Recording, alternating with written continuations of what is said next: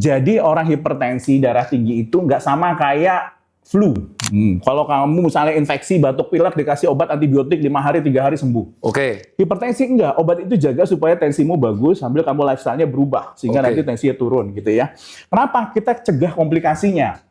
Yang paling sering kan kalau komplikasinya kalau kita misalnya darah tinggi hipertensi ya, paling sering satu stroke gitu. Ya. Kenapa? Bisa 2 macam stroke gitu. Satu pecah pembuluh darah. Karena tensinya terlalu tinggi, terus pecah. Wah itu stroke hemoragik namanya, perdarahan. Itu bisa bikin kematian. Dulu dari lumpuh gitu sampai meninggal gitu ya. Terus juga bisa bikin serangan jantung. Apa yang terjadi kalau orang darah tinggi lama? Dinding dalam pembuluh darahnya rusak. Terus kemudian kita kolesterolnya tinggi ya. Misalnya kolesterol totalnya, LDL-nya, trigliseridnya, terus dia mengendap tuh LDL tuh, terutama LDL, mengendap di dinding dalam pembuluh darah. Terjadi proses yang namanya arteriosclerosis, penyempitan. Makin lama makin sempit namanya stenosis. Stenosis itu penyempitan gitu. Kalau dia lebih dari 70%, penyempitan pembuluh darah koroner. Bisa. Itu penyakit jantung koroner. Bisa nyeri dada, bisa sampai kematian jantung mendadak itu.